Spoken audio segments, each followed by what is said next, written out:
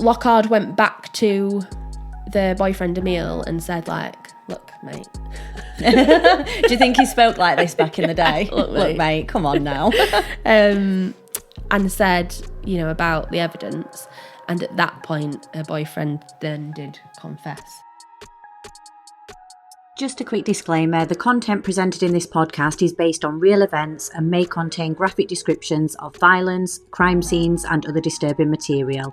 Listener discretion is advised. This episode is sponsored by Think Forensic. Think Forensic are a one-stop shop for all things forensic science and crime solving. They hold experience days, as well as corporate events, team building events and general education for primary school right the way up to university level, as well as other events and consultancy. There's also a shop where you can get your hands on all things crime solving, from evidence gathering to packaging and collecting evidence, as well as other forensic science equipment. For more information or to book on an experience day, please visit the website. Hi everyone, and welcome back to another episode of Grave Secrets. Today is episode 14, and we're your hosts. I'm Beth. And I'm Annie, and today we are going to be talking all things crime scene and cross-contamination.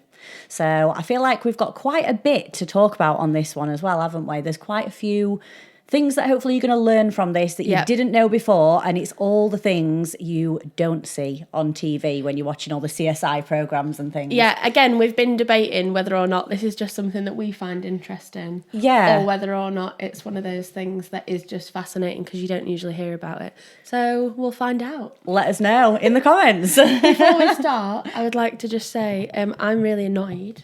Oh. Because it might not translate on camera, but I think I've done well with my makeup today. And I've got nothing planned for the rest of the day. Oh, that is frustrating. So I was like, when I was doing my makeup earlier, I was like, am I just going to do nothing? take it off? Like, Yeah. Am I just going to have it on for like 2 hours and then just go home and then... Oh. And then... But equally, because of the week that we've had, Yeah. I'm like, do I make plans or do I just... See, sit? mine was a bit the opposite today because I woke up and we are filming for you today on a Saturday morning. That's how dedicated we are. And you know that I always say I don't work Saturdays, so you all better appreciate this episode that's true, because I actually. have been I'd not dragged thought about out that. on a weekend and I have not worked a weekend in God knows how long. And it is sort of work, sort of not work, isn't it? But we have to use our brains, so we do. It feels like and work. I had to put my heatless curls in last night. I got up and I thought, can I turn up? Is it acceptable for me to turn up at the podcast in my pajamas? I came in my slippers today and I've come in something super comfy, but I was getting ready and I was putting my makeup on thinking, oh, I'm putting makeup on a Saturday. I never wear makeup on a weekend. Again, this is the problem with us having the visual. Like, you could have turned up in your PJs for me, but then everyone's going to see it. I was thinking that's taking it too far for the YouTubers. People who are watching on YouTube, you don't want to be exposed to that. I have got quite fancy pyjamas though, so I think I probably might have been able to pull it off. You probably wouldn't even have noticed. Yeah. You'd have been like, oh, what's she wearing today? Yeah, what nice co-ord, Annie. Nice satin co-ord there. But we have had a very, very, very busy week, haven't we, work-wise? Yeah, it's been ridiculous. And good ridiculous. It was last Sunday, so it was basically a week ago that we set off to go to Oxford for work. Yeah. And that seems like a lifetime ago after this week, yeah, doesn't it does. it? And was it the week before that we were working on the Friday as well? Yep, it was. So we stayed. So the weekend before we had a weekend away. Sounds like it's really exciting. Yeah, it's just work. And then Oxford, last weekend. So we set off for Oxford on Sunday, didn't we? We worked Monday in Oxford. And then my week from there just got even worse because Tuesday I was... So this is how hectic and how ridiculous my week is and how many things I do. So Monday, we are teaching forensics in Oxford. Yeah. Tuesday, I was on set for Emmerdale. Oh, yeah. Filming in Leeds. Again, I'd like that seems like a lifetime away. Yeah. Wednesday, I was filming TikTok. Thursday, we went to Bradford and we had a really big day at Bradford, didn't we, teaching? Yeah, That was like a big event. Yeah. For a while, and then we finished there at like 3:00. I drove home, got changed, got showered, got ready, and I was in Manchester for the Be Perfect makeup launch. Just like you do, you know. And then, what did we do? Oh, and then yesterday I became an auntie. Yeah.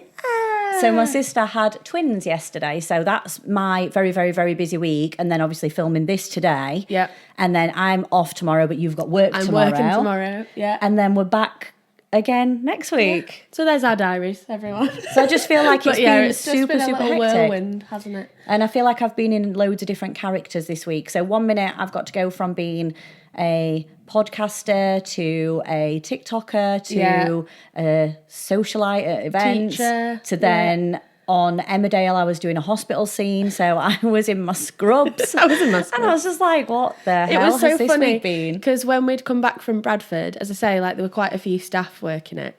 So this is when we do the work for Think Forensic. And I was talking to Ree afterwards and I was like, so what did you end up doing? And she was like, I couldn't move off the sofa. Yeah. She was like, I didn't even make tea. She was like, I was absolutely knackered. Yeah. And I was like, yeah, I did the same. Phoebe's asked me to go to the cinema. And I was just like, no. I just can't do it. And then next thing you know, like we were in the office the next morning. We were both just saying how tired we were. And then you'd put on the photos from that event. And we were like, we were in our PJs, like dribbling at like 7:30 at night. And meanwhile, Annie's like... Manchester for Be Perfect. Yeah, we were like, oh my God, what is happening? It was one of those ones, though, that like I didn't want to miss out on it because it was a really good opportunity. But getting ready for it, I really didn't want to go. I was like, do I have to do this? But then... Because again, when you see... like influencers, it all looks like you've got all the time in the world, whereas actually you haven't at all. You are just cramming it in a tiny little bit of so my theory was go there, get in, like get the pictures that I needed to get pictures at the event, like meet people, mingle, talk to people, and then get out and just get home and get to bed. And I think I was in bed for about 11 o'clock, so I didn't do too bad. And that was obviously in Manchester, trying to find parking. I drove there, and I had to walk in on my own as well. I didn't know anyone at all, and I was walking into an event and I was just like, oh God, I just stood outside and I thought, do I really want to go in? Yeah. Do I really want to do this? Well, we'll not do it now because we're not just talking about us. But you saying about walking in just reminds me of when we were in Oxford and we walked into the beer garden. Oh, yes. But we'll not do that one now. Just maybe like maybe we'll get a, what's it called? What is it that people do? Like Patreon or something? Yeah, and we'll do stuff about us and chat, Because, I mean, we were there for work, so I guess you could vaguely link it. Yeah. Yeah, we did have quite a fun time, actually. Yeah. And then I feel now like I'm absolutely worn out. My voice is going as well. So I've brought today, I've got a new mug, by the way, my new cup. I've gone a bit colourful and gone for a pink one. But this is full of tea because I just feel like without a hot drink, I'm very croaky. Yes. So excuse me today if I keep... stopping and grabbing a drink. My tummy keeps rumbling, so we'll see whether that picks I actually up had on toast because that always picks up from me. It's normally me that does that. Yeah, well, it'll be me today. So, in fact... I heard that then. I tried to have a breakfast bar earlier and I just, and you're like... No. Sometimes it's too early for me to eat. But today I thought if I don't, I will be starving by the end of the episode. Well, I thought the same thing, but I didn't eat it. But you didn't bother doing it. Anyway, back to crime scenes and cross-contamination. So we'll get stuck in. We are effectively going back to basics. Some of it you will probably think, well, yeah, that's logical. But hopefully some of it makes sense when you hear it. But actually you think, oh no, I wouldn't have thought about that actually. Like it makes complete sense, but... Yeah, and it is some of the stuff you see on TV, but not in the same way, isn't it? So you see all these things on TV, but you never really give it a second thought until we start saying it and you'll think, oh yeah, that does make sense. Oh, they actually do that. Yeah. So on the agenda, we're going to be talking about crime scenes in general and the unique nature of them. We're then going to talk about PPE and why PPE is so important. But again, this is one of the things where I was like, makes sense. Yeah, but then I was like, do we think this is too boring or not? And then we were both like, yeah, but we find it interesting. Yeah. So hopefully everyone else will too. Then we're going to talk about Locard's principle, cross-contamination, and then again, we'll give just a couple of examples of cases where cross-contamination has occurred. Yeah, there weren't actually as many as what I thought there would be when I was looking at them. And I feel like recently, I don't know if it's because of all the advances with DNA and how tight they are on like working in the DNA labs and things like that.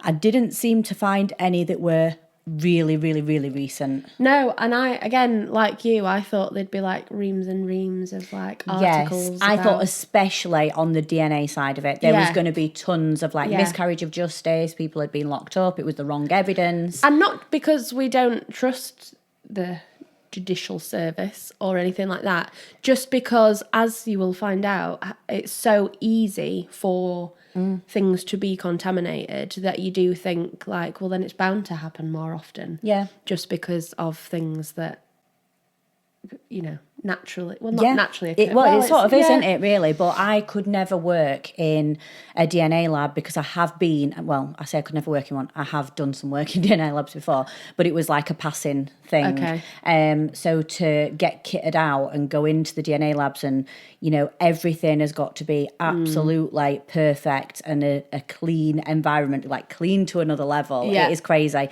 You stood outside a room and you're ready to go into a DNA lab looking like God knows what. I was like the Michelin man waiting outside with like every single piece of PPE from head to toe. Yeah. Like you can't be like speaking and breathing. Yeah. You know, that even stuff like that in general, you just think, wow. So imagine to do that every single day. It's got to be built into you as a person, and I'm just not that person. Yeah, no. No, thank you. No, I don't think any of us would hack that. I don't even think I'd be asked to do a day's work experience. Well, you know what? I did actually find DNA profiling very, very interesting because we did some of it as part of my degree, but it was so mentally challenging for me because it is also a lot of maths. Okay, yeah. And another reason absolutely rubbish at maths. Oh, like no. I am shocking. Well, I got good grades. I got a B in my GCSEs in maths. That is not shocking. at No, maths. but since then, it just seems to have gone downhill. I can't do anything mathematical. So yeah, me in a DNA lab would be definitely a no-go. So, unique nature of crime scenes. Yeah. Again, everyone tends to think of crime scenes as being the big, gory, exciting crime scenes that you see on the telly. Yeah. When you're watching, well, any kind of crime drama. Yeah. Even Midsummer Murders, one of my personal faves. How did I know that would be your favourite? Even then, it's like, you know, it's not just a little village murder. It's like they've been crossbowed to a wall or something. Yeah, it is a bit extreme, and so isn't they're it? all, so when you think of crime scenes, you tend to think of the big, exciting ones like that. Actually, there are loads of different types of scene. Yeah. So I often use the example of like an abandoned car on a minor road in the middle of nowhere. Yeah. But then you've also got scenes that might be relating to a witness. So again, nothing in particular has... So not every scene has got a big, like loads of dead bodies in it or loads of blood. Or even like a bloody knife in the middle of... Like, it's not all like that. Yeah, it's there not are just... all. And again, you've got then you've got break-ins and you've got abandoned warehouses and stuff like that where they might have suspected that they've got evidence, so they've got to process it as a scene. Yeah, because when we are looking at this and we're saying obviously the unique nature of scenes, for the big scenes and murder scenes, there's a lot more that you have to do. But recently we had something stolen from our house and the police in West Yorkshire tend to be on it. Yeah. Like, well, we've both come from South Yorkshire and I found the South Yorkshire side of it was shocking. Yeah. And then I came to West Yorkshire and I mentioned on one of the other episodes when I had the stalking incident, they were straight on it and sorted it out. Yeah. And when I rang the police and said we'd had something stolen from our house, the police came around straight away and they said what area was it stolen from, and it was in a cupboard at the side of our bed. Right. So they said, we'll have a look at the area. I'm assuming you were both out of the house when this happened. So I'll give you the full detail, not because it'll take too long. There's nothing like bad about it, but it's just it'll take ages to explain. So the police went up and had a look at the area, and they said, this area, since this happened, you will have been going in and out of the cupboard. You'll been doing, and I said, no, wait a minute, I know what I'm doing. I know what I'm doing. We've not slept in this bedroom. Yeah, we have not slept in this bedroom since this has happened. Intentionally. The area has not been touched, right? The bag of what the item was in has not been moved. Okay. There was a cardboard sleeve around the box. Okay. And I was like, this has not been touched whatsoever. Yeah. So whoever took it out of this box had to take the sleeve off. Yes. So they were like, oh, okay, so you've preserved the area. Of course I've preserved the area. Have of course I? I have. But at this point, I'm there in my own house, in my gym kit, just got back from the gym, and they're thinking, who the hell is this woman? And I'm like, no, it's fully them preserved. Like a grave secret sticker. Yeah, I'm like, no, this area's preserved. And they're like, what does she do? Like, I think they just thought I was some sort of like housewife or trophy wife. Yeah. And then they were like, okay, she's got a bit more to her. Yeah. And they said, we're going to try and get the crime scene investigator out. And I thought, oh, there's no chance of that happening. Like, it's a small, it classed as like a small offence. Yeah. And within half an hour, the crime scene investigator rang me. And she was like, are you in? I'm going to come round. That's also makes me think that, like, I went, oh, well, that's nice, because it must mean that there was no serious crime. Yeah, there's nothing that bad going on. Like, and the lady that came, she was quite young. I'd say probably in her 30s. And she came out on her own. Yeah. And I was obviously there, told her to come in, like showed her where everything was, showed her the area. And there was no need to protect the scene. There was no danger. There was nothing like that. So she went straight to the area, and she didn't even do the fingerprinting upstairs in the bedroom. She collected it and brought it downstairs so that she didn't get the powder all over. Okay. And she did it on the kitchen side because she said to me it'll wipe off better from the kitchen side. Yeah. But obviously while she's doing this, I'm like watching what technique she's doing. Like, not as in a bad way, like as if I just like curious. nosy. And I said, oh, I work in forensics, and I was asking her about the job, and she said a lot of the time she is on her own. So it's all right. She got called out to my house, and, you know, I was there and I was nice and I was talking to her and I offered her a drink. And, but imagine when she gets called out to a really, really rough area. Yeah. Because they cover the whole of West Yorkshire, and there is some horrendous areas. Yeah. And she has to go there on her own. Just on her own. And then go into the house. And if people are more angry than you about having been broken into. Yeah. Like, even if it's not a break-in, but, you know, as an example. Yeah.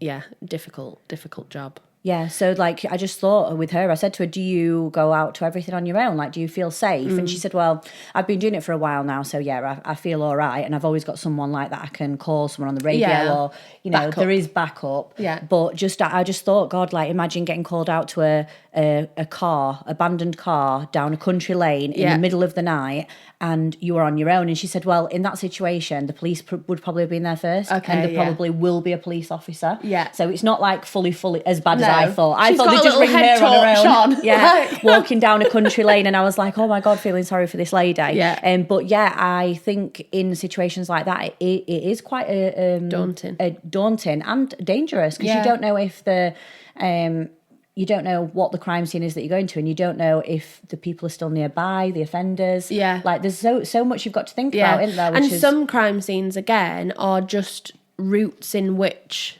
people may have taken. Yeah. So it might be the route in which they've left the scene, or another scene, or... So sometimes, again, like we've said, it's not that there's one big piece of evidence or loads of pieces of evidence, but they've still got to process it in case. And if there is these different crime scenes like me and Beth are talking about, if you have got sort of a major crime scene and you've got somewhere that has a body, then you might have a getaway car, which will obviously not be in the same location. You might have a deposition site of where the bodies have been dumped, or where the bodies you think they've been killed. Yeah. So the CSIs would not go to each scene altogether. No, it's not like, it's not like you move around. You have separate groups, don't you, going out to separate scenes, because obviously for obvious reasons of contamination. Yeah. And then I was thinking as well, like, even, you know, when you go like, oh, so even this could be a scene, or this can be a scene. And I was like, even a little caravan. Everything could be a scene, couldn't it? Yeah. You know, and you just think like, oh, I've never imagined a crime scene in a caravan before. Yeah. They don't show that on the telly, do they? No, they don't. And this is the thing as well. It's the TV. I know all the TV shows now do have people doing the like consulting, and they do have experts that come in, but they've still got to make it sound interesting. So even if they have the consultant in, oops, I've just banged my microphone there. Even if they have the consultant in and they say, like, this is exactly how it happens, that might be boring for TV. Yeah. Yeah. So they might have to change it for TV because you Yeah. can't do everything like exactly how it would be and have a No. boring storyline, can you? No. Because even I would be, even though we like it, even I would be bored. Yeah. So I don't blame Yeah. them. We'll let them off. They spice it up a little bit. Yeah. But again, there's loads of strategy behind processing crime scenes. Yeah. Which again, I think we've probably touched on before. Yeah. But it's not as, you go in there and just break the door down and look for all the evidence and you're like, aha, look at this. Light bulb moment. Yeah, they are doing a lot of looking at building plans. Yeah. And assessing things like that. They have got to create a strategy of how they're about to process what they're going to process. Yeah. It is very paperwork driven as well as then strategic in terms of when you're actually in the scene. There is so much to do before you get to the scene. Yeah. People think that the CSIs just get called and it's straight out and straight on the job, isn't it? And it's not. There's obviously a lot more to do before that and a lot more planning to do before that. You might need to see the scene and think, well, and now I've seen it and visualized it, I know what I need to do, and then come out and do, the rest of it.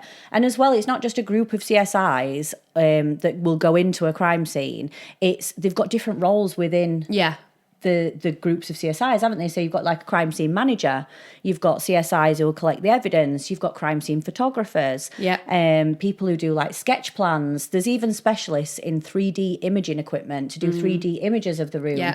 So there's a lot more than just going into the scene and grabbing the evidence, isn't there? Yeah. And again, with the 3D imaging stuff, I find that really interesting because obviously it helps then when they, like the police officers and stuff, when it's still being investigated, for them to go back and rewatch it or take a look at it for their reference.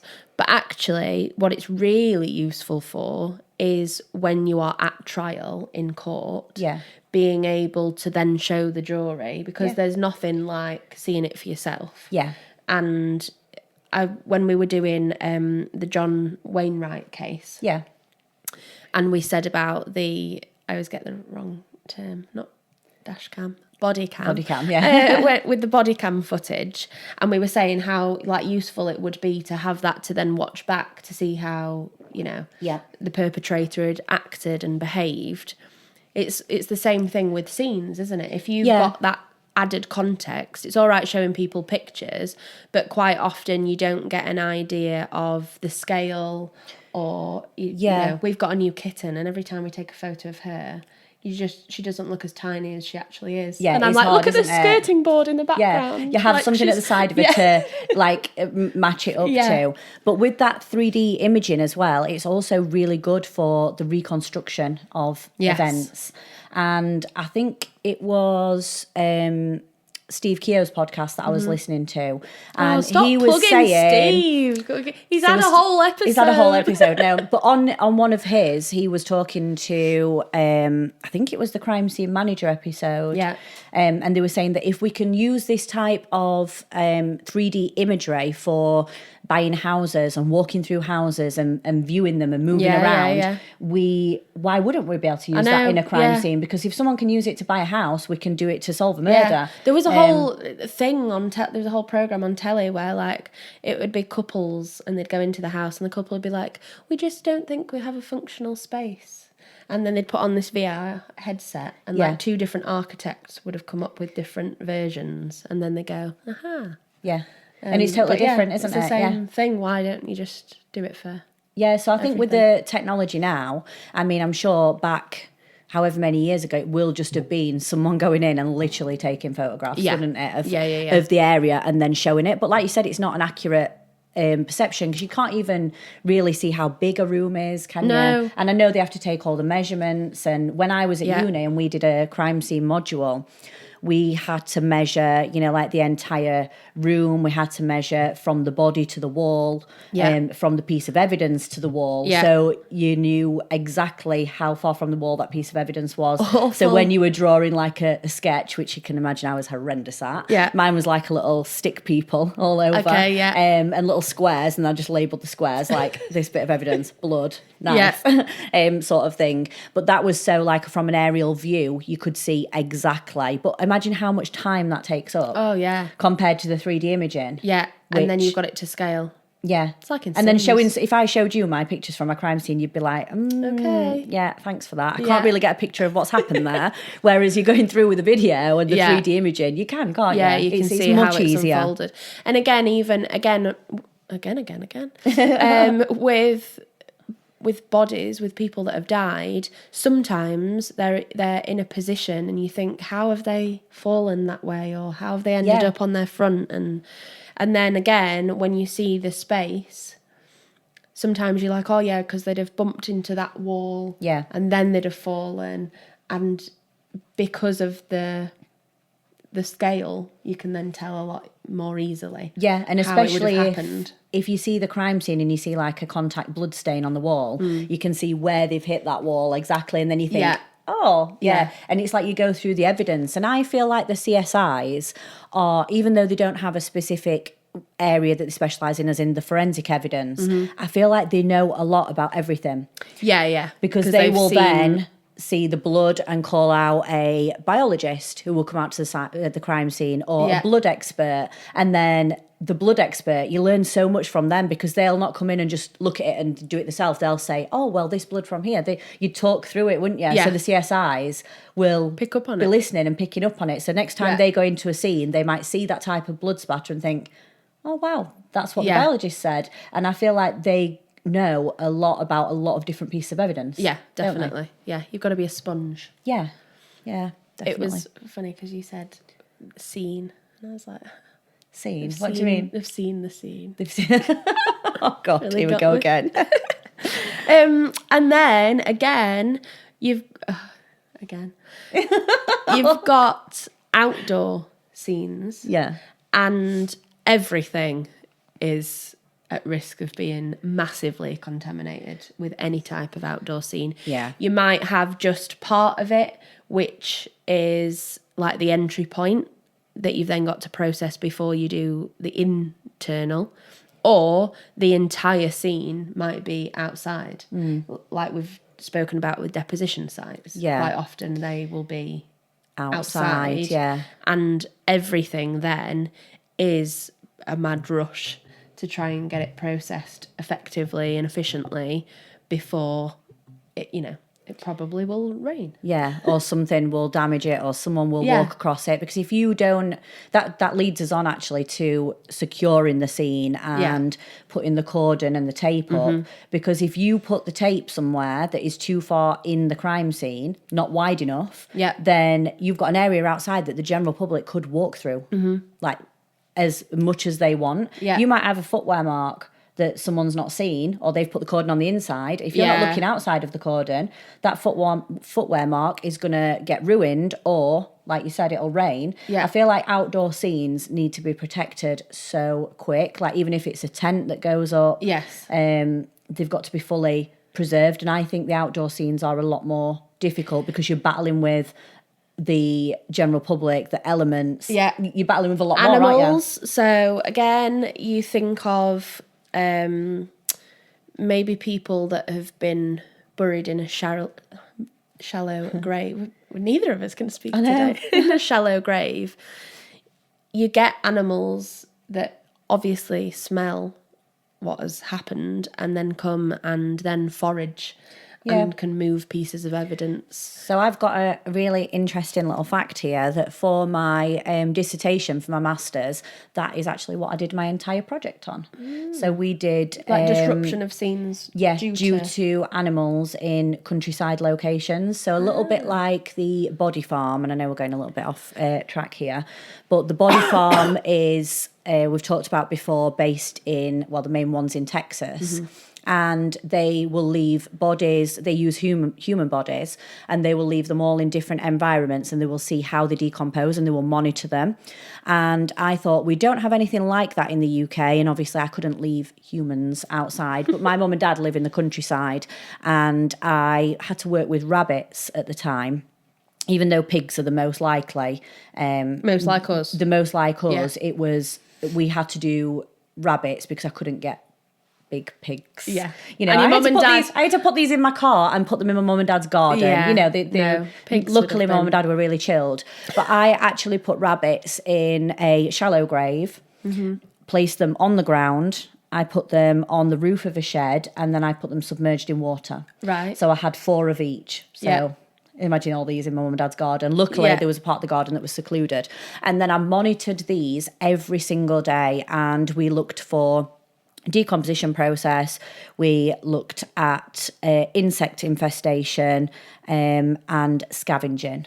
So the animal scavengers will come, and when the body is full of full skeleton, they would take the smaller bones and take them away from the body. So often at crime scenes... Smaller just because they're easier? Yeah, so like fingers, toes sort of thing. So they will take them and they will move them away from the body. And sometimes at crime scenes, if a body is really badly decomposed, you can find the smaller bones like up to half a mile away from the crime scene. Wow. And you could think, oh, wow, they were chopped up. They had the fingers Yeah, chopped off yeah, at the yeah. time. They were dismembered. Yeah. And it's not. It's due to a animal coming Yes. and taking it. And then Yeah. you have the birds and things that will take hair for the Yeah. nests.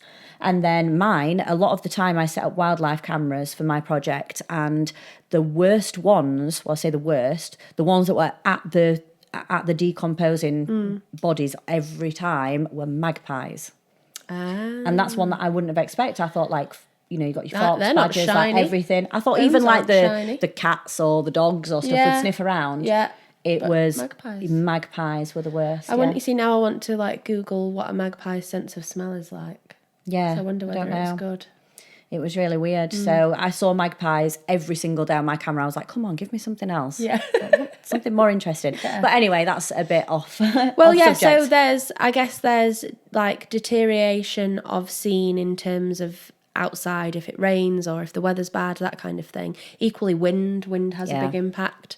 Then you've got animals, and then you've got disruption as in things being moved, but then equally you've got then deterioration of evidence. Yeah. Because weather has a big impact, like we've talked about heat before. You know, if you've got a body in a room which is really hot, Yeah. it completely changes the rate of decomposition. Yes, 100%. So there's loads and loads to think about. Just while we're on that subject of outdoor scenes, I feel like as well as all the elements that we've talked about that you're protecting it from, on an outdoor scene, you've also got to protect from the media. Yeah. And people in Yeah. general. You know, you can't help it if a cat walks into your crime scene because you can't say, get out, don't walk past this line. Excuse but a me. human, obviously. And I feel like now with how social media is, it is easy for people to just get in there, to get the phones out, cameras out, Yeah. drones up. So if you have got a body outdoor at a scene, it needs to be covered to protect the identity of that victim as well. Yeah, you don't want anyone finding out. Yeah, through social media. Yeah, horrendous. And people don't seem to care. You go somewhere now, and even if something happens something minor, like a bit of a fight, Yeah. it's on TikTok, it's on social Yeah. media the next day. Everyone Yeah. knows about it. And you just think, instead of helping, Yes. people are quick now to just get the phones out, aren't they, and Yeah. film the whole process in general. So crime scenes can be a bit... you've got to really, really think about the victim, even though you have got someone that's And you've got dead so at your much, crime scene. so much going on, but that's at the core of it. The Yeah. victim's still at the core of it. Yeah. So in terms of making sure that scenes are safe, this is where we're going to come on to PPE. Okay. I wasn't sure whether or not to do PPE and then cross-contamination or the other way around.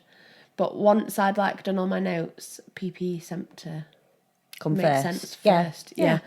So completely essential. And again, for people that might not know, we're very familiar with PPE generally now because of COVID. Yeah. It stands for personal protective equipment. And yes, obviously, things like the face masks, it makes sense that you would have a face mask on to stop like you watch those horrible like NHS adverts where someone coughs and you see all of the particles going into the air. Me and Mum were shopping yesterday and there was someone coughing and I was saying, my mum was going, come on, move away, move away. We were both hurrying through. And I thought, if before COVID, would we be that bothered about this? But I mean, they were proper spluttering. And I thought, for God's sake, wear a mask. But then before COVID, I wouldn't have expected anyone to wear a mask. So I feel like we have got used to it a little bit. Yeah, definitely. But again, the PPE then varies depending on the scene, depending on the case. Yeah. So this is where the weighing up what you've got to process and what you've got going on is so crucial. Yeah. So any scene will require PPE and it will vary, but generally it will include the following. Now, I got quite into, again, because I do like reading, I'm not ashamed to say, I got quite into it was on the Gov website, and it was from the Forensic Science Regulator 2023. And you know, and you're like, oh my God, I've been reading this for like 2 hours as if it's a novel, and it's all like point A, point B. I didn't read this for 2 hours, by the way. I'll let Beth explain this one. So generally, when you've done a scene assessment, you've got to work out, like I've just said, where the PPE shall be worn, is in like where you're going to put it on. So like your sterile area. Then if there's any exceptions, so if there's any time that full PPE doesn't need to be used. And in that, it wasn't just a case of you're taking everything off, like, oh, I'm far too hot, I'll just do whatever I want. Yeah. Generally, that just means like removing shoe covers or in something. designated areas. In designated areas. It's not like the whole thing, you know. But yeah, shoe covers. Again, even at an outdoor scene, still using shoe covers.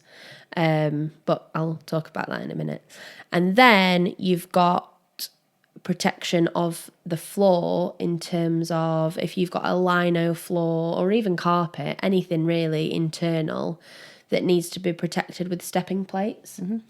So sometimes you'll see, well, you'll probably not see it, but CSIs might enter a crime scene or just a scene by going up through the window.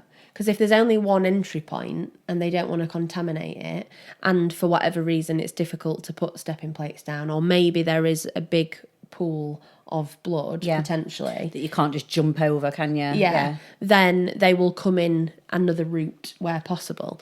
So again, if there is a need for stepping plates, that has to be identified firstly. So you've got to do all of that before you've even worked out, before you've even got the PPE But then on. we are talking now about if there was a crime scene and it was, say, a murder. Yeah. Because the ones that I've worked on where you've got hundreds of people that have died. Yes. We would come in through the main entrance because we're not looking for a perpetrator leaving. Yeah. We would come in through the main entrance. We didn't wear shoe covers. But we needed to wear other protective equipment in that situation. Yeah. And the way we were coming in and out of the scene didn't actually matter. It was what we were recovering from the scene. Mm-hmm. So I feel like every single scene is sort of different in a way, isn't it? Is really unique. Yeah. So I haven't worked on these smaller scenes where one person's died and I've never had to go through all these steps, all this process, even though we know that's how it works, because in the scenes that I've worked on, when they're that big, you've got that many people working there. We get called in not long after the police, the fire brigade. Mm-hmm. The fire brigade might still be there when we get called in. So they've already had access to the scene. If there has been a fire, there's a lot of water damage as well everywhere. Yeah. We've also got to take that into consideration. So I feel every single scene is so different, isn't it? Yeah, it is. In how you're... Yeah. Which is why you've got to be able to then make decisions. You've got to have this conviction in decision making. Yeah. Because you've got to assess it for what it is individually, rather than going like, oh, well, the last time I did it, following like a tick. It's not. There's no tick boxes, is there? It's how you feel necessary to not damage the equipment, the evidence, to not contaminate the scene. Yeah. And I feel like the crime scene managers have got quite a lot of pressure on them in these situations. Massively. You've got to be very, very sure of your own expertise, haven't you? Yeah, because again, equally, you might get then someone that's working on it as a CSI that doesn't agree with the way that you've strategized and you've said that it's going to be processed. Yeah. So, yeah, I think it would be super high pressure. Yeah. And then again, you've got to work out where your PPE is either going to be safely disposed of, or if it needs to be kept, if you've picked up, if there's a big gust of wind, for example, and the fibre attaches to your suit, that might then need to be bagged as evidence. Yeah. So then it's how you find a safe space to take off the PPE and then it be packaged correctly. I've been trying to think about this for a while, of what we did with our suits when we came out of a major crime scene. And I can't for the life of me think where they went or what I did with them. Yeah. I don't know why. It seems like... Did you just hand them over? Like, did they there's get a block. handed over? Or? I honestly could not tell you what I did with You've my probably suits been in afterwards. them for that long that you just like... I think it's because when I was on those crime scenes, for the amount of time I was on, it got to just a habit of doing it. And I never had to think about what I was doing. It was just like I was on autopilot. You go in, you come out your crime scene. And I honestly couldn't tell you where my suit went. Whatever happened? And I was thinking about this the other day, because some CSIs do say, well, some of the time we do have to save them and give them in as evidence. And then others, depending on what scene you've been in, would say, oh, no, we can, maybe put them in, incinerate them, dispose of them. Yeah. But I was thinking, what did we do with our suits? Like, I actually cannot remember. It'd be so funny if there was like a hotel room somewhere that's just got like they open a cupboard one day and all of your suits fall out. I know, in and you my were just room. piling them in without realising. Just half asleep every day. Yeah, it's crazy. So, in terms of these more serious scenes that we're talking about, potentially where there is a body or where we know that there's significant evidence, your PPE should include, from the Forensic Science Regulator, should include oversuit. Yep. Again, as standard, makes sense. Always with the hood up. It's like when we went on a trip to Tesco's and you had to wear there's no taking the hairnet off. I didn't do a trip to Tesco's. Oh. Well, you keep the hairnet on. One at all times.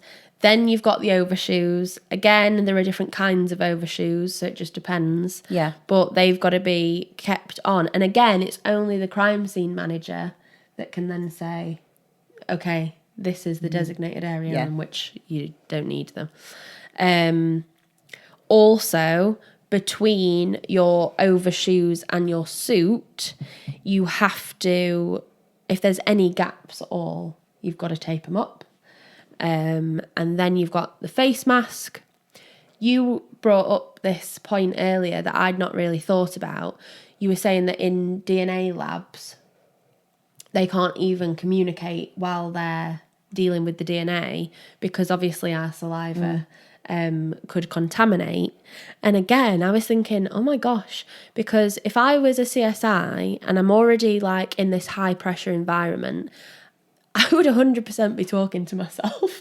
And then I was thinking, oh no. Well, I think because you've got the mask on, like you stand with the DNA labs, you stand outside the room and you get fully kitted up and then everything's quiet and then you go in. Yeah. So in terms of them communicating between each other, you'd think that unless they've got a certain type of secure mask on, you wouldn't be able to say anything at all. But on crime scenes, they do talk to each other, don't they? Yeah, but again, I think the point is that, they might be communicating with each other, but if they're up close with a piece of evidence, if you've just taken a swab and then you say to someone, oi, Gary, look at what I've got here. Yeah. You would have then, even if you've got a mask on, you want to contaminated it. So it's more about like the minute that you've got it rather than the I feel like every single piece of evidence is so easy to contaminate. Oh yeah, massively. Just one small slip up. And that's from small slip up from the CSIs recording and gathering. Yeah. Packaging the evidence from the people back in the lab, from even transporting it between the crime scene and the lab. There's so many ways that this could go wrong, isn't there? And they were talking about, there was a whole section on. Here we go. If you wear glasses, you've got to then adjust your face mask if you're wearing glasses. They steam up. Yeah, but then if you're doing it, it's whether or not you then take off gloves, swap gloves.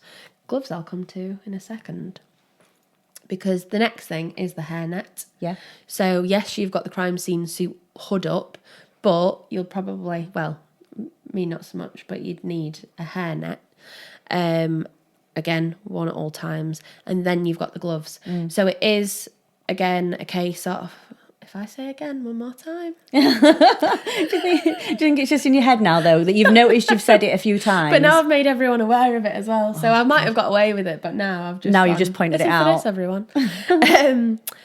With the gloves, it's 2 pairs minimum generally, but depending on scene, you've talked before about the like more silk related gloves. I don't know what material they were. I don't know if it was like a cottony material that you'd wear underneath and then you'd put the other normal gloves. I want to say latex gloves, but they're not. They're usually latex free. Would you like to know a fun fact? Go on then. Generally, that is because certain coated gloves have like a powdery, and you've probably come across it before, where they feel a bit powdery. And that powder, they've noticed, can contaminate then samples, and it gives them like a false reading, effectively. Right. So the gloves that they wear have to be either powder-free latex or nitrile. Nitrile, I think. Yeah, that rings a bell. Is that how they pronounced it right? But then if they've not got the powder in, we have to deal with sweaty hands. Yeah. So if you wear the gloves on their own without the cotton pair underneath, because in the scenes, like going back to just my experience in general, we didn't have to wear the hairnet. Okay. We did have our hoods up, but because we weren't looking for evidence and no one was looking for evidence at that crime scene, it wasn't like we had to be careful about his hair falling out and leaving evidence behind because we were retrieving something like retrieving belongings, retrieving even sometimes in search and recovery and looking for bodies and things. Yeah. So I never actually had to wear the hairnet, but wearing the gloves, we didn't have to wear the cotton pair of gloves with the others over the top. We just went in with our normal gloves. Okay. Because it doesn't matter if we leave fingerprints at this scene at this point because we're retrieving. Yes. We're doing like search and recovery. It's not... No, you're sometimes not, there is a like crime. You're not looking... but I'm not looking for a perpetrator. Yeah. There is a crime that's taken place most of the time, but we are not trying to identify the perpetrator. Yes. So then again, when I said about the taping up of the shoes... Just last year again. Now you've made me think about it. You've made me think about it now. I was like, what's she laughing at? Just talking about gloves again. Oh my God. Whether or not we cut all these out, I don't know. But I will do my best to go through. We are cutting it fine though. We're filming on Saturday. This episode's got to be out on Monday. So, there might be a few agains left in. With the gloves, just like the shoe covers, you've then got to tape the inner pair, effectively the first pair of gloves you put on, you've then got to tape to your suit. Yeah. Then you put your second pair on. That also stops creepy crawlies and disgusting things at crime scenes crawling up your arms and legs. Mm-hmm. And believe me, the insects will get in absolutely everywhere. And the last thing you want is to be coming out and you've got maggots and flies and maggot eggs up your legs and up your arms and inside your suits. It is pretty gruesome, and I do feel like they glamorise it a lot on TV. Oh yeah, I've never once seen a crime scene on TV where they've had to, walk through a wall of flies to get to your body. Yeah. It's all very, let's go in and collect all this evidence and then flaunt back out again. Yeah. And I think you are sweating in those suits. It is not pleasant. Sometimes when we've had to have steel toe caps on, you've got your normal clothing on, then you have the crime scene suit over the top. 2 pairs of gloves on, you've got a mask on, sometimes breathing apparatus, you are sweating. I don't have makeup on for work, and if I did, it would be fully off and sweated off. You wouldn't have any when I de-suit, it is full sweat. Yeah. It's not nice, it's not just glamorous. a little puddle. It's disgusting, yeah. You've linked quite nicely there to additional PPE. Okay. Because as you've just said, sometimes if there's been fire damage or you've got an abandoned building, that kind of thing, you might have to wear a helmet. Yep. To make sure that nothing's falling on you. I don't think I had a helmet. Maybe I should have done. Maybe you should have had a helmet, yeah. You, again, helmet over the hairnet, breathing apparatus, you've just mentioned. Looking lovely and glamorous with a helmet over your suit and your hood. Yeah. So there's no, like, you know, when you talk about, like, meeting someone at work, there'd be no, like, meeting someone at work. And instantly falling in love with them. I look like an Oompa Loompa in my suit because they only had extra large suits because I was working with men quite a lot. Big men, big firefighters, like, and they were all a lot bigger than me. Yeah. And when you put the suit on, an XXL, I actually looked like an Oompa Loompa. At least maybe a bit more roomy for... I mean, you still get but my little legs were like the what's it called, the crotch bit, the middle bit was by my knees. So in the end, I actually had crime scene tape, and I used to hutch the suit up, tie it round as a belt, and then leave it like that. Obviously, it was one clean crime scene tape. But yeah, that was how I had to work around it because it was I couldn't walk. You know, you try to walk upstairs and stuff, and you're stuck in your little suit like a contamination wise. You have to think about, with the tape, if the natural thing to do would be to bite it off. We had strips of tape and they were clean.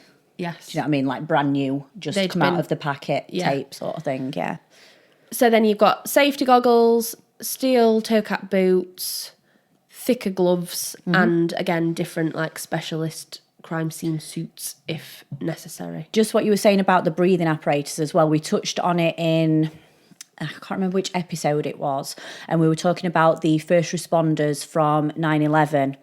And when they first went to the scene, they went in without full breathing apparatus on, and all those years later then developed some breathing problems due to there being exposed asbestos at the scene.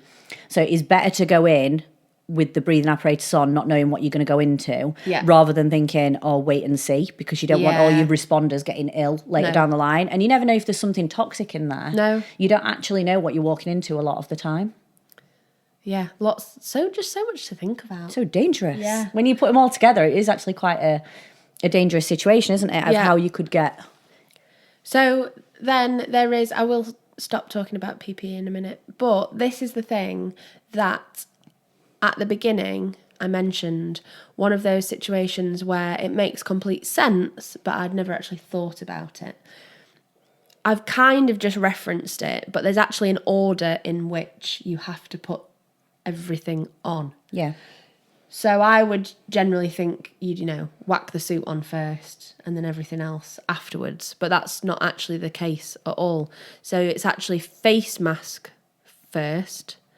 In fact, the term is actually, it says, the order of putting PPE on shall be as follows. That was the terminology. Right, okay. Shall be as follows.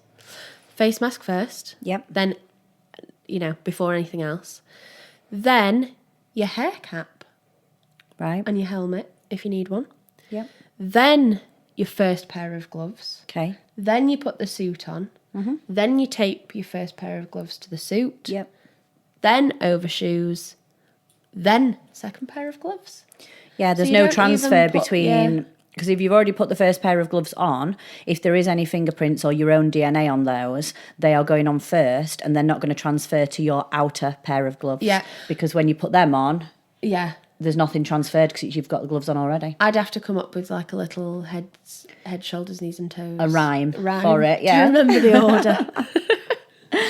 But as we've talked about, it's just so crucial with the PPE for cross-contamination, or to prevent, I should say, cross-contamination cases, because there have been incidences of cross-contamination. We've touched on how easily it can happen and not through necessarily any fault of anyone's. There was one case where a CSI had just opened a pack of gloves and pulled too many out, so shoved them back in. Yeah. But then his DNA was then on multiple crime scenes just based It was on on all the taking gloves. taking some gloves out, and you Yeah, think, it gosh, is it's very, so... very easy. But that's why you've got to have the things like the order in which you put things on. Yeah. So, what is cross-contamination, Annie? And who came up with the idea that it was a significant thing? So are we going to go on to, do you want to do a case study, or are we going to low card first? What do you reckon? Oh, I think case study. Yeah. Yeah. We'll break it up with a case. Yeah. So, I've got a couple here. Well, we actually picked out the same case. Unbeknownst to us. Yeah. Yeah. And so a woman was murdered in 1997, and her body was taken to the lab, obviously for post-mortem, for analysis, and they always search under the fingernails. Sometimes they will cut the fingernails. Sometimes they will take a swab from under the fingernails first and then cut them. They can do it in different ways. In this case, they'd cut the fingernails. Okay. And then they found DNA evidence of another female profile.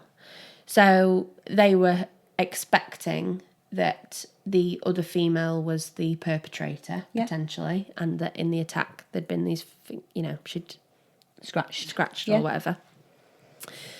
So they are trying to work out who this second woman is. Turns out it was actually another murder victim, completely unrelated, but the pathologist had used the same nail clippers, cutting one victim's nails, and then probably still washed them, but just not thoroughly enough. And then again, same process, cut another victim's fingernails, and the DNA had then just transferred to the second victim. So they weren't related at all. Yeah, they didn't know each other. It's time spent investigating something that isn't related. Yeah. It's a massive form of cross-contamination. But again, like we've said, it's one of those where, he's not done it. He's doing a really good job. Yeah. It's not like he's intended to... Yeah, it's not intentional. And I think with pathology equipment, the way it'd have to be cleaned, like with something like that, nail clippers would be like scrubbing brush and disinfected every single time. So all the equipment probably was disinfected, like you said. It's probably not... Yeah. Well, it's obviously not intentional. But that's now how incredible the DNA abilities are, because they can pick up on such a small amount of DNA. And there used to be something called the Forensic Science Service, and that's where all the forensic evidence went to. It was sort of like an in-house testing, and all the all the evidence from crime scenes would then get sent to them, and it'd all be tested. And the Forensic Science Service got shut down, I think, it was before I actually graduated from my first degree. So I think it must have been way before 2015, 2014-ish. And everything then went out to private companies. So you've now got like Cellmark, you've got LGC, you've got Key Forensics, and all the evidence from crime scenes now gets sent out to all these different areas. And the thing with that, you've got to think, are they all testing it the same? Are all the standards the same? Are all, even the staff, the same? It's so hard to have a standard through lots of different companies. And I know they do have, there's the, I can't remember what it's called now, the ISO 1725, I think it is, which is the, the standards and the practice that they have to follow. But I think it was March 2012, LGC Forensics become under investigation for a mix-up with DNA samples. And it's sort of how it all unravelled. You think, well, that's quite easy for it to happen in general. So you've got Adam Scott from Devon, who was actually charged with a rape that was in Manchester. So between there, if you're not one of our UK listeners, there's like 190 miles between the two. So it's a vast amount of distance between. So he wasn't actually a suspect until the samples were analysed and came back with a match from LGC. And LGC told detectives it was a strong match to Adam Scott. Yeah, just for context as well there, the reason that they'd got his DNA on file anyway, like in the system, was because he'd actually previously been, again, suspected of being involved in a street fight. Mm-hmm. So they'd taken his saliva then. So that's why they'd got it in the first place. It's not one of the cases where everyone would just ping up, unless they've had to take a swab previously, they wouldn't have it otherwise. So he obviously said, no, it wasn't me. And it was believed that the contamination occurred actually in the lab. So it was the vial containing the scene samples were sent to the lab and they were analysed with another 7 or 8 samples from from all different crime scenes. Yeah. And one of his was in one of the other vials. Yeah. From that. So they all went in together. The tray, wasn't it? I think the tray that the samples had been kept on hadn't been cleaned down or something. Yeah. And that was also, it then got his DNA on it. Yeah. So he was actually, he'd been to prison, hadn't he, for other offences as well, but he's categorically said he didn't do this offence. And you can imagine the defence lawyers, when this came out that there was cross-contamination, it would have been crazy because so many other cases would then have to be reviewed. Yeah. Because you don't know, if it's happened once, how many times has it happened in the past? That they weren't aware of. Yeah. And it was at the time as well where LGC was carrying out work on the Stephen Lawrence case. So they were doing crucial testing on the 2 men that were then convicted of the murder 18 years later. Wow. So the Lawrence family were really worried that this was going to affect their case, because the Stephen Lawrence case, I think they were working on the evidence in January and this was in March. So it could have been one of the... Yeah, there's not a lot of time between. So imagine all that the family's been through, and then 18 years later, they are finally getting some answers. Yeah. And then this happens, and it's just another setback, isn't it? Yeah. But because of the claims, and, they knew that they were going to come at them with this happened in another case, so it could have happened in the Stephen Lawrence case. The LGC scientists were very prepared for that. Checked and verified everything. They triple checked everything. Yeah. But it could have affected a lot of other cases. I'm guessing it did affect a lot of other cases as well. But Adam Scott then spent 5 months, didn't he, on remand for something he didn't do. Yeah. And his offences that he had been convicted of and had been in prison for were totally unrelated, weren't they? Yeah. As in, it wasn't even like he'd been convicted for sexual offences before or anything like that. So... Yeah. And there was, talking about the Stephen Lawrence case, there was actually, in part of that, there was some evidence of clothing. So the clothing in this case had... the whole case had been reopened and there was some clothing that they wanted to be re-examined. Yeah. And on that clothing, when it was re-examined, they found blood and fibres. Okay. So this is technically new evidence that's just been found. Yeah. And you could say, well, it could be because of the advances, that it wasn't picked up before, like all the advances in technology that we've got. But in court, they were actually saying, well, what about the cross-contamination? So they said... these items had been packaged for all these years. Yeah. And they'd been packaged with other exhibits from the case. Okay. So they'd been put into a storeroom and the packaging had deteriorated. Okay. So it was the bags and even the tape had deteriorated. So they're saying... And there's nothing you can do about that, is there? They were saying that if they were in the same unit and they were together and they touched each other, it could transfer from something they'd already got... onto that. Okay. So it might not have actually been found on the clothing. It could have transferred over. And is that why they didn't find it in the first place? So it's actually quite frustrating in some ways, isn't it? Because how do you prove that, unless, someone went in and checked on the evidence like every couple of years and checked the bags aren't deteriorating. But then if you change the evidence, this bag's deteriorated, I'm going to change it to a new bag. Then they might say... that could have contaminated. No, but then they might say, well, where's the old bag? Yeah. You'd have to keep it in the old bag and repackage it again. And how carefully did you move it from one to another? Like, there's loads, isn't there? Yeah, so that could be more damaging. And it was in court that one of the scientists, they said to him, well, do you know where these items were? And he said, well, yeah, when they were in my lab, I have got full record of every place that they were. Okay. And they said, well, what about outside of the lab then? Yeah. But then because that's not his job, he was like, well, I don't know. Yeah. And then they said, well, if you don't know where they were, there is obviously a gap in there. a gap for cross-contamination, and that's how they started trying to pull that case apart. And did the evidence get used, or did they have to? I think the evidence did get used in that case, because obviously then the two people got convicted later on, didn't they? So, but yeah, you just think all the hassle that they had to go through, and imagine the families sitting through that as well, and having to listen to everything again after all those years, and then it's just absolutely crazy, isn't it? And imagine being the forensic scientist that's like tested the blood all these years later and been like, yes, I've actually been able to get a match. And then they're like, well, we might not. Oh, yeah, hold on there. We might not take that as evidence. You'd be like, I found it. I've literally found it. Yeah. Frustrating.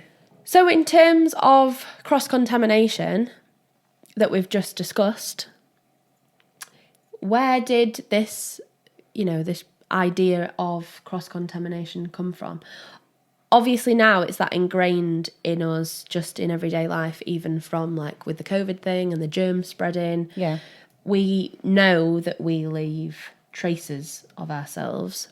And my example with kids is always like, if you think of pet hair, how easily pet hair transfers from one thing to another. Yeah. It kind of makes sense. But it's not actually just visible traces, is it? No. A lot of stuff is like microscopic, isn't it, that people are looking for? Yeah. And it was actually a guy called Lockhart, and we talk about Lockhardt's principle at work, but it was actually Edmund Lockhart that came up with what he coined as his exchange principle. Yeah. Which now is absolutely essential to everything. But it's also so simple. Don't you think, like, Yeah. a guy from, like, whenever he were born, 1877, just said, like, a few words, and it stuck all these years later, and he's now famous for it. I know, we've now got it on the wall at work. And I just think, oh, my God, like, he just literally said some simple words. Yeah. And he's famous. So the exchange principle is that every contact leaves a trace. Yeah. So no perpetrator could ever leave a scene without having left a trace. So, as Annie's just said, Lockhart was born like late 18th, early 19th. Well, they said that originally they thought he was born in 1877, but there was also records to show that he was born in 1872. Oh. So there was no exact time of his birth. So it was around that time. Just a guy that wanted 2 birthdays, I reckon. Yeah, but they're quite a few years apart. Well, 5 years apart, I suppose. Not too bad, yeah. Like having a leap year birthday. Yeah. You just want an extra one. Anyway, he became known as because he was a French scientist, became known as like the French Sherlock Holmes. And that's just because he had such interest in the nuances and these tiny, tiny, like microscopic traces. But he became, massively important, as we've just mentioned, in terms of understanding forensic science. Yeah. And there were 2 other guys, which we should probably give a shout out to, that were also, they're known as like the 3 founders of forensic science. The other one, again, Sherlock reference, Joseph Bell is, again, rumoured to be, or apparently, actually who the Sherlock character is based on, because I don't know whether anyone knows this, but before Sherlock was out on TV with Benedict Cumberbatch, there's a whole lot of black and white. Yeah, there is, isn't there? Yeah, like old. Written, which I love. So Sherlock as a character has been around for years and years. Yeah. And Joseph Bell is said to have focused on people, so more people-based nuance. Yeah. So he'd just pick someone at random, try and work out what they'd been doing with their day, or where they'd been, or what job they had, just based on looking at them. Yeah. But then he referenced it in terms of how we can help solve crimes. Yeah. So he was one of them. And then the other guy was Archibald Rees. And he actually got a PhD. I mean, I don't know whether it has changed now. Like, whether when you was could do this? it Is now. like back in the day, isn't it? But he got a PhD in chemistry at 22 years old. Yeah, but do you think in like the 1800s it would be easier? Well, Or this is what I'm 1900s? saying. Like, Yeah. I'd like to think. Surely that- it's not a 4-year studying thing like Yeah. it is now, and loads of research. Yeah, I and wonder like, what a PhD meant back then. But his specialisms were photography and forensic science. And he actually was in 1909 became the founder of the first academic forensic science program. So those are like the top 3 guys in forensic science. And Dr. Lockhart, he studied medicine and law, but when he'd finished studying, he actually became the assistant of Alexandra Lacassagne, who was a physician and criminologist, and he founded the Lacassagne School of Criminology. So that was in France, and it actually rivaled the one that was already there in Italy. So it was like the France and Italy rival school. Nice. So they obviously didn't have one in France, and then he founded the whole area. Yeah. But it makes me think of when we were sat down with Linda having a conversation with her, and she was saying that when she first started doing, criminology and psychology, people didn't see any value in it.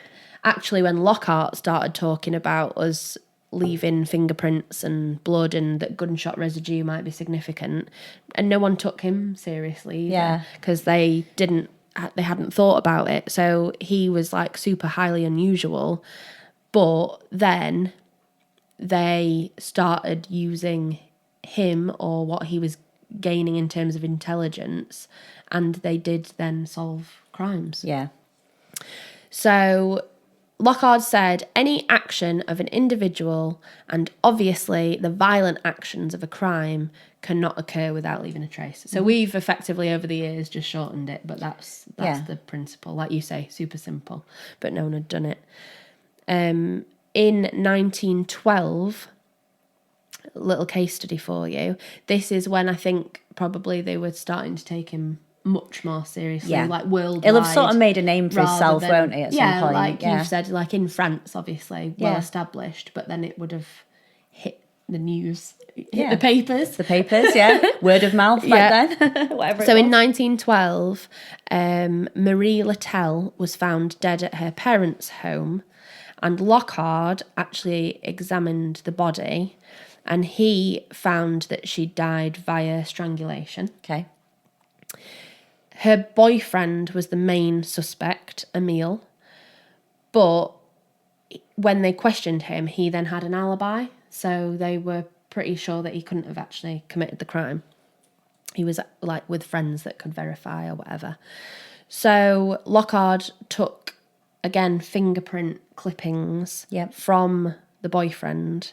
Fingernail clippings. Yeah, fingernail clipping. What did I say? Fingerprint clippings. Oh, yes, sorry. Fingernail clippings to look for her skin, obviously under the microscope, her skin cells.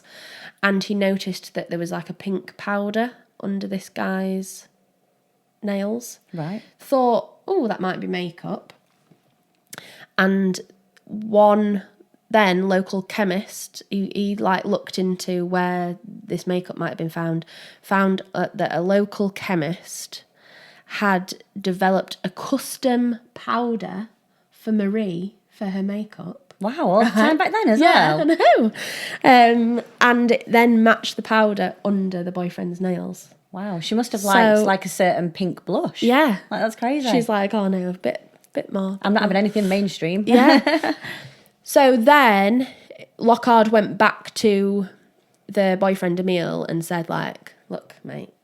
Do you think he spoke like this back in the day? Look, mate, come on now. And said, about the evidence. And at that point, her boyfriend then did confess. So again, comes back to the whole false confession thing as well. Yeah. His friends had given him false alibi. His friends had given him a false alibi. He then confessed to it.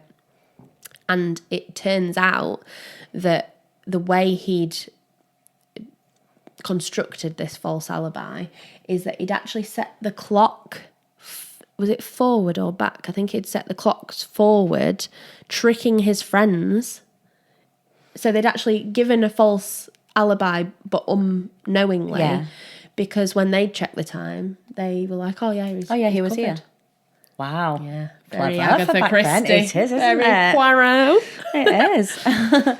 So yeah, that's all I've got on. Yeah. That is it. I think that's about enough for everyone, probably. Yeah, an hour and a half of us chatting about PPE. Yeah. We should probably put a disclaimer at the minute that, like, at the beginning, that if you're not interested in, like, our current lives, just skip the first 10 15 minutes. I'm sure people might be, though. Oh, yeah. I mean, we like to show a bit of ourselves, don't we, at some point? And, well, a bit of our personalities. Beth likes to show a bit of leg every so often on the podcast, don't you? If you watch the videos, Beth's always got a leg out. I never intend it, and then as soon as I sit down, I'm like, oh, dear. Oh, well. Hit on show. No, but we've also got, now, when I was checking, I think it was this morning, we have got 20,000 views on YouTube. Oh my gosh. Not to panic you. This is where I have another crisis. 20,000 views on YouTube. And we've done a video, I think it went on last week, and we've nearly got 15,000 views on that single video on TikTok of us talking about the dark web. Yeah. And sometimes we hypothesize what people are going to be interested in and the bits that might go down well as like a snippet. Yeah. But neither of us really. It's always it was the ones you don't expect, isn't it? So it's always something really random.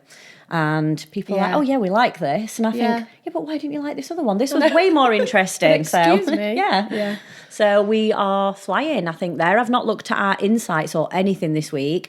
But last week I did notice we have had a big rise in US listeners again. We have had a big influx. So hello to all our US listeners. Got quite a few Turkish listeners now as well. We have. I don't think we've referenced the Turkish listeners before. I noticed a couple of German as well. Cool. So hello and welcome, everyone. I would say hello in various languages, but that would be embarrassing for everyone. So I'm not going to do it. I don't know any I would languages. like to have a polite word with our listeners or our viewers and say, pretty please give us reviews. Yes. We do need the reviews. Like, thank you for all the reviews, because actually, we'd like some. Yeah. So if you would be so kind, press stop now, press pause, and just go and give us a little review. Give us a nice Make review. it 5 stars. Thanks ever so much. So you can find us on all the usual podcast platforms, Spotify, Apple, Audible, everywhere else. Yeah. I could not even remember them all now. And I think Google Podcasts is stopping. Oh. So we are on Google Podcasts currently, but we will not be for much longer. And then if you want to watch us rather than listen to us, you can head over to the YouTube channel. There we go. Have a look at us. So yeah, I think that's all for today. Yeah. So thank you everyone for listening, and we will see you next week. Take care.